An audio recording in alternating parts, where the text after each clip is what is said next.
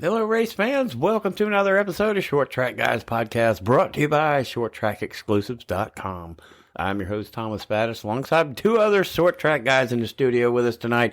Jim Pokrant, driver of the 07, Can'tQuitFishing.com sportsman here locally at Five Flag Speedway in Pensacola, Florida, and 2021 sportsman champion at Five Flag Speedway. And Ted Baber, Ted Baber Video Productions, also locally here. All the short tracks in the Southeast, especially Five Flag Speedway in Pensacola, Florida. What's up, guys? Good evening, good evening. What's up? Yeah, this is episode 49, and we're one shy of 50, and congrats to everybody. My hat's off to everybody and our listeners. Thank you for your support. We are motivated as all get out, and we've got a stellar show for you. We're coming up with a sportsman update because I know Jim's chomping at the bit, getting ready to get in that car. It's been a while.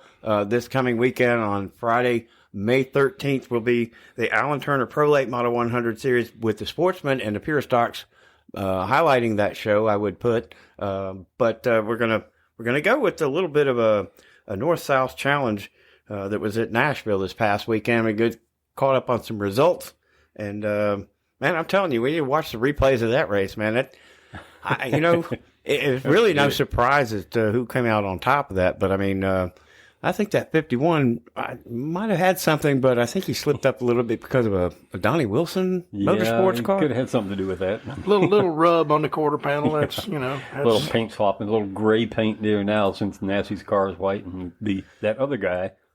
His name's William Byron. Yeah, I think we've heard of him. I think so. Yeah, that's about the 24 car. But you know what? He did that to Nassie, and then Joey Logano did it to him on Sunday. Just wiggled him right up in the fence. So hey, he can't cry about what Logano did because he got his. No, I think actually that is true. Yep. That it is coincidental that happened on a Friday and Saturday, or Saturday Sunday. I think Saturday and Sunday. Yep.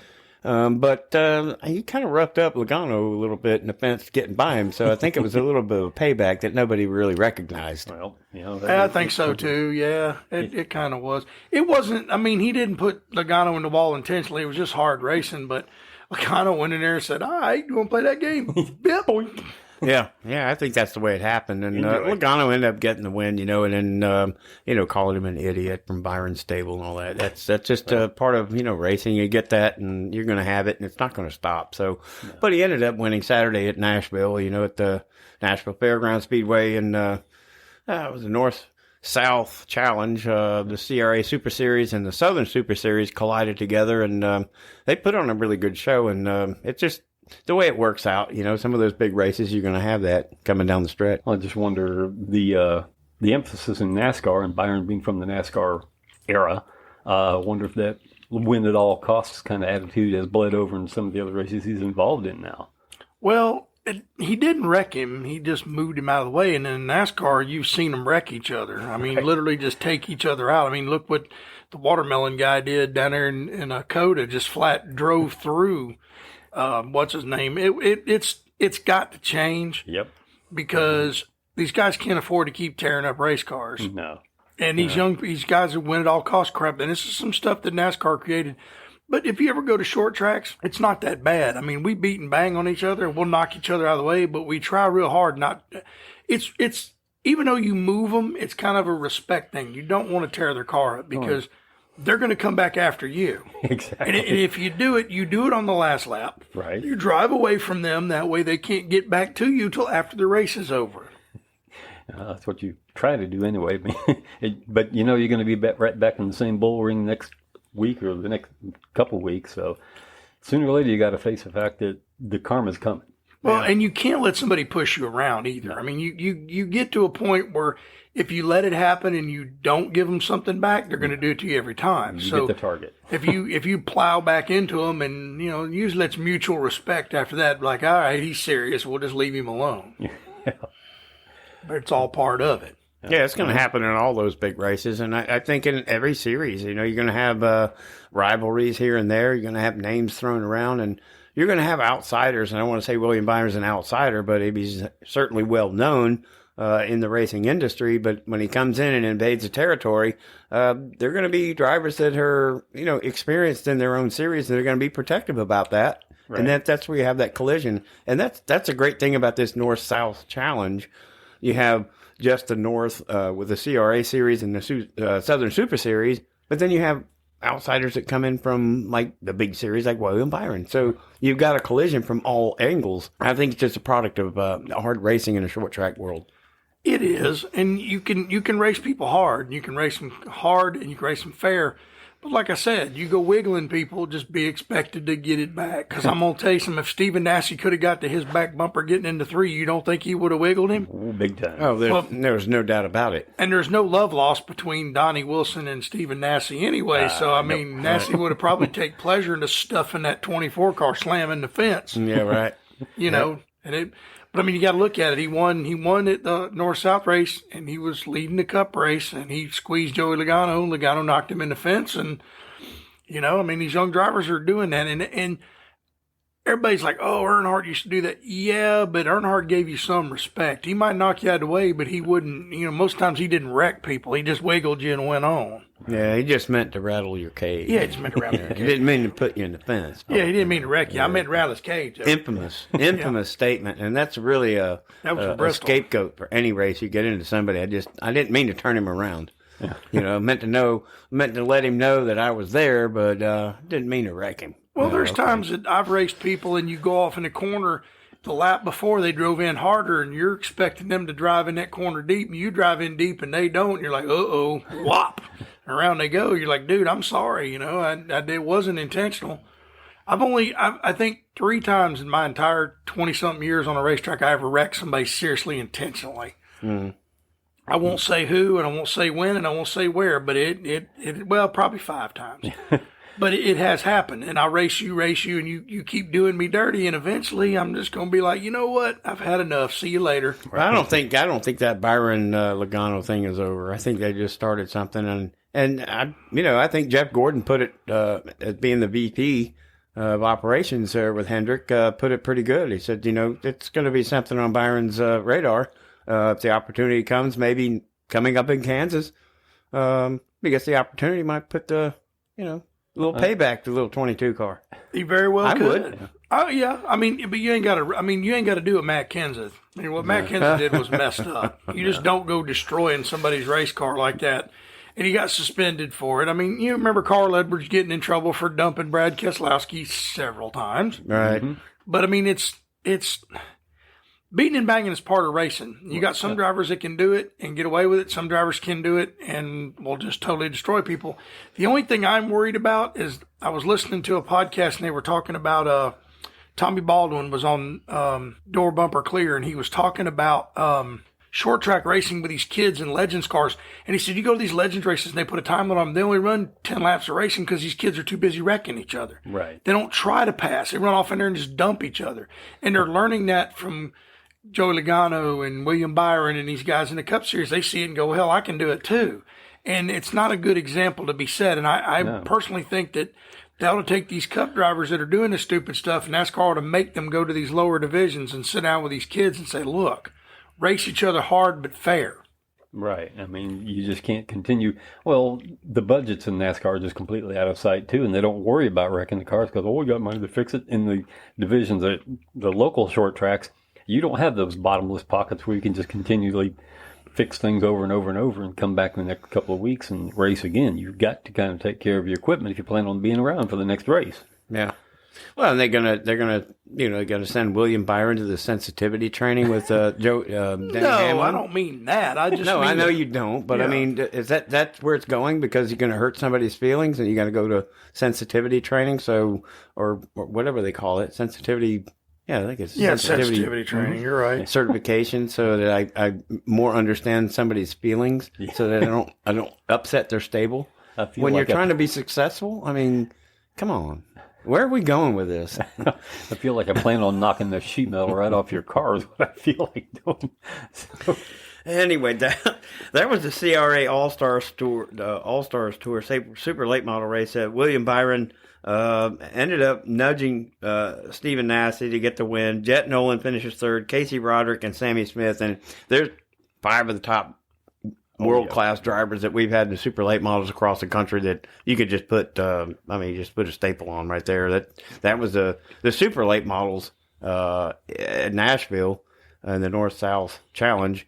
They did have the Pro Late Model event, which was also a pretty good show with Dylan Petro and Cole Williams, Casey Roderick, Jackson Boone, and Hunter Wright running out the top 5. I mean, it was an anticipated event at Nashville. It's always an anticipated event anytime you go and run for the guitar. And for William Byron to pick up a guitar and Cole Williams getting blasted, I guess, at the last couple of laps by Dylan Petro getting the guitar. I mean, you can't top off a better weekend in Nashville. And we look forward to that SRX race coming up a little bit later in the summer at Nashville, too. We've got a couple of the family members in the Elliott stables are going to go battle head-to-head there. So we look forward and going to keep an eye on that for that. That would be interesting to watch there. Who's going to come out on top of that little battle? Yeah, I think it's going to be interesting. I think the world of Bill Elliott. I said the only time in my life I wasn't a Bill Elliott fan is 1985 because he was battling my hero for the championship. Yeah. That was the only year. Of course, Elliott was winning everything on super speedways by a mile and a half. Like, went to Talladega, goes 2 laps down under green, comes back out, makes 2 laps up under green, and wins the race. That Thunderbird was screaming back then. He had the Ernie Elliott engines. Yeah. But SRX thing is just super cool. I hope that Tony can expand it and make it better, and he stays on the short tracks. Yes. Forget the big tracks. Yeah, stay on the short tracks, and maybe do 2 separate. During the year, run 6 races at the beginning of the year, 6 races at the end of the year, or something. I mean, I know he doesn't want to make it too big, but I mean, it would be nice if it got a little bit bigger. Right. Maybe they did something with real local guys, not just late model guys, but local guys in cars, and to see if they could drive them. Yeah, and talking about drivers that can figure out, how to get around is, that Pass North race that we had up at Oxford this past weekend with Cole Butcher and Johnny Clark and DJ Shaw battling it out first, second, and third. We talked about it last episode, and that racetrack I'm not really in favor of because I've been in with the Sim World. It's kind of a weird layout. It's a track that you kind of have to get accustomed to and know your marks really, really well. But to see Johnny Clark and Cole Butcher battle it out. That was a heck of a battle, too. That was a great battle. Knocking each other around just a little bit, but, like we just said. That was good racing without anybody wrecking somebody. Right. He could have drove through that guy anytime he wanted to. Right. But he raced him clean, and Johnny Clark, I think right there at the end, realized that he was coming, and he better let him go. Because when he finally got under him, he didn't squeeze him or anything, because he realized his handling had went away. If you watch that, he gave him a little bit of room. Finally, he was like, I better not do this because I'm going to get my car tore up. Well, that's evidence now. From watching that replay, is second place not really being the first loser, which we all know that infamous line that, trying to win the race instead of finishing second is being the first loser. That's the way the infamous, Dale Earnhardt looked at it. But, Cole Butcher and Johnny Clark battled it out, and it was a clean race to the end. And it settled the way it should have settled, and everything's good. And it was a great race, as expected, at Oxford. If you put your car on the trailer in one piece, you didn't lose the car. So you didn't lose everything. Well, Johnny Clark's won a lot of races up there, too. So Yeah, and we're going to keep, we're going to keep up with that as we always do. Those races up there in the Midwest, obviously, the ARCA Midwest Tour up there in Maine, and all those big races that we keep up with. And we've got another one that's coming up this weekend, but pretty big, yeah. Yeah, we're going to do. First of all, we're going to do the Sportsman update this weekend, coming up with the Alan Turner Pro Late Model Race number 1 at Five Flag Speedway here locally in Pensacola, Florida. And Jim, tell us a little bit of what's going on in that stable this week. I'm just getting my car and my teammate Ben Cranford, the 343 Pure Stock, ready to go. We found some front end problems when I drove Ben Cranford's car. And we changed a few things, and I think we're going to be a lot faster if I can get the loose nut behind the wheel to chill. And my car, it's just sitting on jack stands. I got to nut and bolt the car, just top off all the fluids, and put it on the ground, take it to the track, buy 2 tires, and see where we go from there. I think we'll be pretty good. I mean, we were fast last time. We just cut that tire down early on and ended up getting a DNF, and I hadn't had a DNF in 4 years, so that should tell you something. Yeah, right. It does, and we haven't finished outside of the top 3, and I can't tell you when. And it just broke our streak. But this week I'm racing in memory of my fan and this kid Chris that passed away. We're trying to race for them this week, and I'm hoping that we can win it for them and be able to dedicate it to them in Victory Lane. Right. That's very respectful. You know, we got good people that support us, and I got to thank all pools for the check this week to help buy tires, and you know, James at Can't Quit Fishing, of course, and Michael Davidson at Emerald Coast Remodeling and Trim, Ted, Yes. Martin, Will, Ben, all my guys. It would be the Ted Baber that's actually sitting right here in our Oh yeah, studio. that would be this guy, yeah. He helps out. You know, he puts Ted Baber Video Productions right here in the studio. The Ted Baber video, Ted not Baber. just a Ted Baber, not another Ted Baber, this But one this one right right here. this guy. I mean, he's part of my crew, and I appreciate it. And you know, we're just going to go out and try to win this race, and at all costs, and see what happens, and have some fun. That's what it's all about. Yeah, you've been preaching that since we got started, and I've known both of you for 15 years, I think. And since we got started with this podcast, Jim, you've always preached that you're out there to have fun.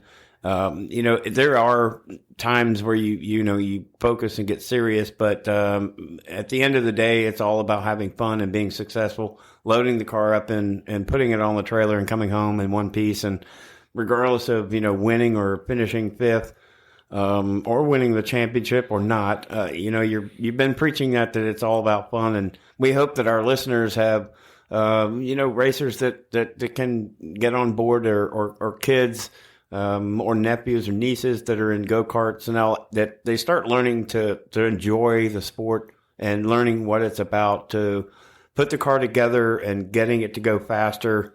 And just have fun when you go racing on a weekend, whether it's this Friday or Saturday night. Well, the thing that people have forgotten about, and it's because they put their kids in a go-kart and they want their kid to be the next Jeff Gordon, and they spend all this money, and then when it comes to the kid still wants to race, put him in a Saturday night special. Have some fun. Make the car safe.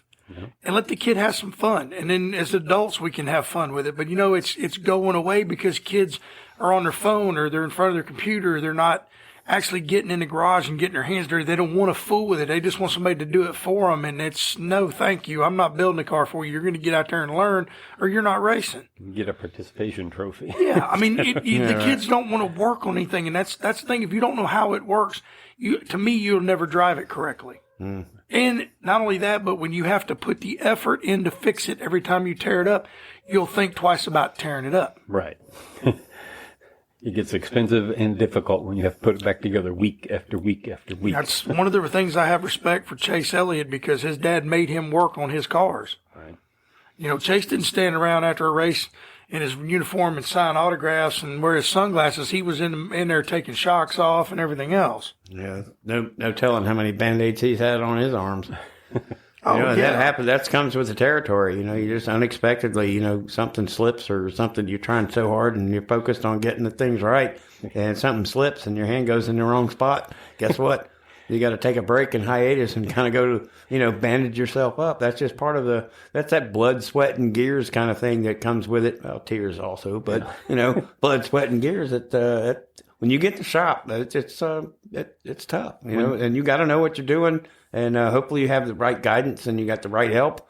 And you build that confidence and go to the racetrack and load it up and come home and then make improvements instead of trying to repair it to get back to where you were. Right. When you graduate from Busted Knuckle University, it becomes a lot better. Exactly. Busted Knuckle University. Exactly. Well, I mean, funny. yeah, I agree with that 100%. You got to get out there. I mean, that's how I learned. Yeah. My first car broke down when I was a kid. My dad went, it was a timing chain. I remember my dad saying, there's all the tools, start taking that front of the motor off. And I figured out how to do it and got it done, and then put the car together and got it running. So, I mean, it's kids these days aren't interested in stuff like that. They're more interested in playing video games or sitting on their phone. That's why I don't understand little kids that don't give them a phone. No, you don't get my phone. You don't get to play games. You get to do something else. Go out in the yard and get dirty. Have some fun. Have some fun. Ride your bicycle. Well, get back to the old school. Yep. That's it. Yeah. Well, unfortunately, it's not quite like that as much as it has been. I'm sure there's a lot of that going on, but for the most part, yeah, it's the other way around. And the kids come out here and they get into prepared cars. They get involved with teams that are already established, and then they show their youth and their talent at the same time. And very few of them, like we can say, difference between Chase Elliott and Kyle Larson. Chase Elliott can get in the shop and know the difference between a spring and a shock. And then Kyle Larson gets in, they wouldn't let him underneath the car when it was on the rack because they didn't want him to know what they were doing. So all he did was get in the car and drive it. So youth and talent, you got the mix of both worlds.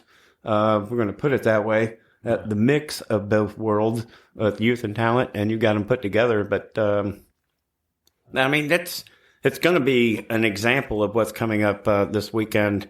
We're going to roll into the Colossal 100 after 13 years.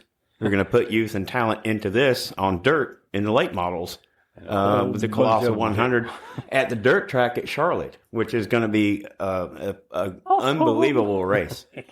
Oh, I'm sure that's one of the best dirt tracks in America right there. And the show that they're going to put on, I mean, some of the names that are on that list.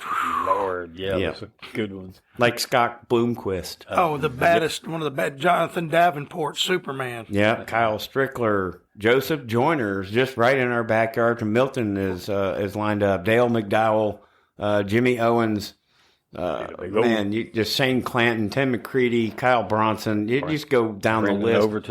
Brandon Overton, yeah, big sexy. Yep. Mike Marlar. I mean, they're going after $25,000, and it's a 4-day event. It actually starts tonight, which is Wednesday, Thursday, Friday, and Saturday night. I believe it's $25,000 to win in there every night. Yikes. So you got a potentially a driver that come out, winning a lot of money. And I've noticed a lot of these races that we have been talking about since we got started, they're not 3,000 to win. They're not 5,000 to win. These races are like 25 plus, and that's what attracts everybody from across the country to get into all these facets. Yeah, they're kicking the purses in the pants to try to draw the big names and the big crowds. So there you go. Yeah, at the big tracks too. Yeah, the historical tracks, and the dirt track at Charlotte is no Chase Briscoe is going to be there. But one really sticks out is Joseph Joyner.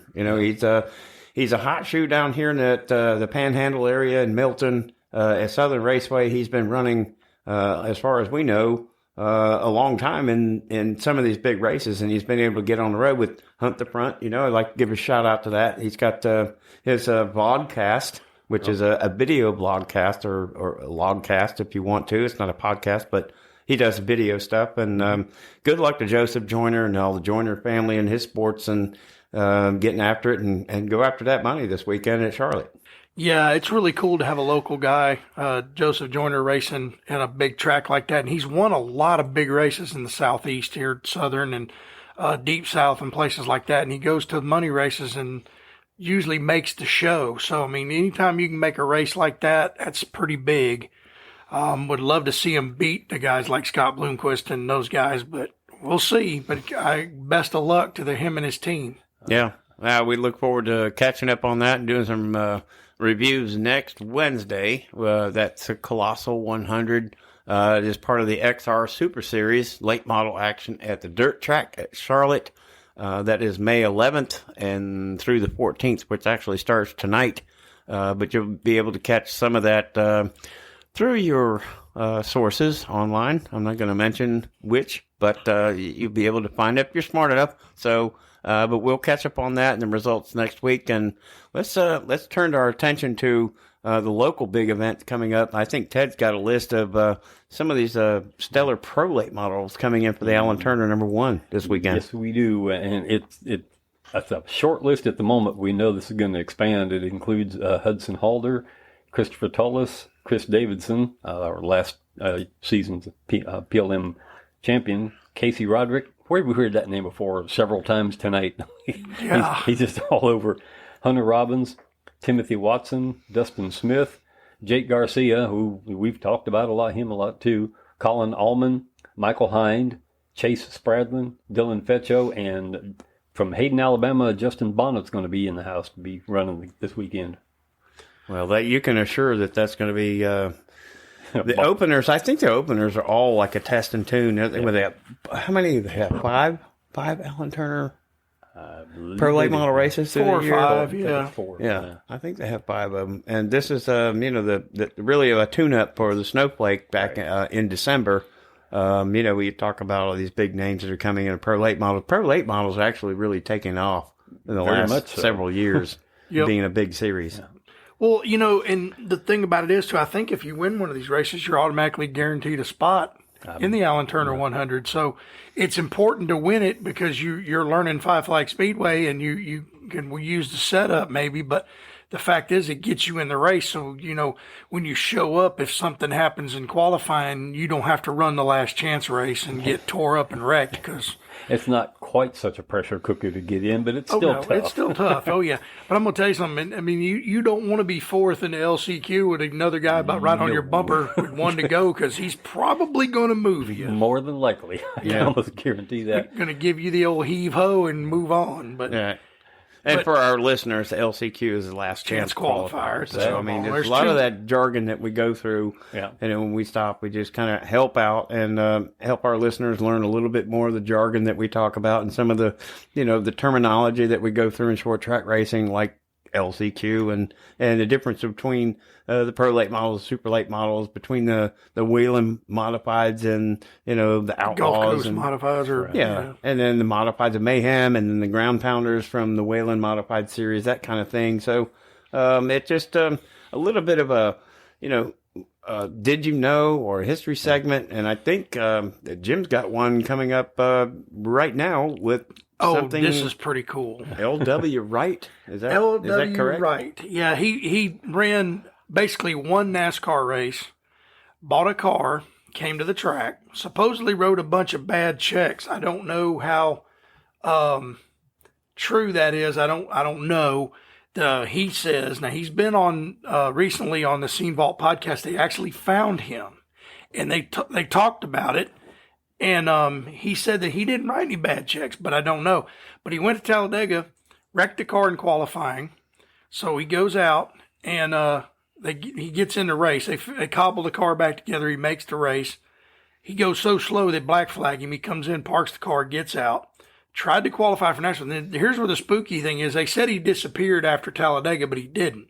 He actually, the owner of the car took the car home. They tried to run Nashville, didn't make it, and then he disappeared. Supposedly owing NASCAR, wrote bad checks to everybody. And the cool thing was, he says he was friends, because I've heard the interview, he's friends with Willie Nelson and Waylon Jennings, and said they wanted to help him race. So they gave him the money to finance and buy the car. Supposedly there's warrants for his arrest and all this other stuff. Now, I don't know how true that is because I haven't seen anything, but he did an interview recently, and the guy of the Scene Vault podcast said that he had to meet and go to 2 different places before they took him to where he was and interviewed him. So he may be hiding out, or they may have just done that for effect. I don't know. But the guy did disappear. Nobody knew what happened to him. And finally, Rick from the Scene Vault podcast tracked him down. It took him like 6 months to find the guy. So if there's a warrant for his arrest, I'm sure police would have already tracked this guy down and arrested him. But the mystery is, and the big, I don't know what the word I'm looking for, but the big mystery, I guess is the word, that he supposedly ran one race and just left the car and disappeared, and that's not true. He said, no, we took the car to Nashville and I didn't make the race. After that, I quit and walked away. So that's the definition of what they're talking about, disappeared. He just walked away. Right? Well, I mean, you know how rumors get started. Oh, that dude was there. Nobody knows who he is. And he walked away and he faked his way into NASCAR and all this other stuff. Well, back then you could run any race you wanted to. You just had a car and you could show up. As long as it passed tech, you got in the race. Right. Didn't matter about experience. Yeah, and just to kind of find out, he's been referred to as the D.B. Cooper of NASCAR by a racing reference writer. I mean, in a documentary aired on NASCAR Race Hub for his immediate disappearance and unknown whereabouts. So that's really kind of an interesting story that we put out there, and it's pretty cool that from the archives that have been logged and share it with our listeners and kind of like, have them go a little bit deeper, and maybe we can get some comments about the where he really did go. Well, the thing is, Rick didn't play the whole interview with the guy because he's kind of keeping it close to the vest because he's thinking about, maybe making a documentary or something out of it so he can make some money, which I don't blame him. But when that does happen, we'll update everybody on it because we'll get the whole complete story from the guy. But he says he didn't leave anybody owing anything. He said, if you call me a liar, bring him to me and I'll call you a liar. He said, I paid for everything. And he said that the only thing that didn't get paid was the tire bill, and supposedly Goodyear gave him tires, which they did sometimes back then. Well, yeah. So we don't know. I mean, but it's still a kind of a mystery, but it's not. They finally found the guy. Mm-hmm. So I think that's just super cool. And I can't wait to hear more about it. Oh, yeah. It's just, I want to know. I mean, what did you do? Why did you disappear? Why are you trying to hide now? Inquiring minds want to know. Inquiring minds want to know. That's right. Yeah. And that's in the early 80s, particularly the 1982 Winston 500, where a lot of that, story got started. And, it's pretty interesting to know that there were stories like that can come out and we can share it with our listeners that, let them learn a little bit more about the sport and how it was behind the scenes and some things that happened that nobody really knows of until we bring it up. I'm sure there's more out there somewhere. Oh, yeah, definitely. I mean, our sport is huge and expansive, and there's all kinds of heroes and people we could talk about and things like that, and we'll bring more of that to you because I'm a historian myself when it comes to NASCAR because I love racing in general, not just NASCAR, but short tracks are a thing. But the old NASCAR was cool because they ran a lot of short tracks. Yeah. So. Yeah, the thing on his head that he walks around looks like an old football helmet from the 20s, but it's actually a knowledge sack of racing information that he carries around with him. So it's just embedded in him. And Jim, it's always a pleasure to get with you and Ted and talk about short track racing. We've done the Schwartzman update, Alan Turner Pro Late Model 100 coming up this weekend, the North-South Challenge past North at Oxford. The Colossal 100 at the dirt track at Charlotte coming up this weekend. A veritable cornucopia of information. Yeah, exactly. And, short track guys would like to pass it on that, we appreciate your support because it is our motivation. It's what keeps us going along with short track racing and our excitement for it. And guys, it's always great to get with you on the week and talk about what's coming up, what's past, and what's in the future. The future is bright. Yeah. Yep. We're gonna go forward. We're gonna end it with the infamous Let's go, Brandon. Y'all have a great night. Thank you very much for your listening, and we'll talk to you next week. Good night, everybody.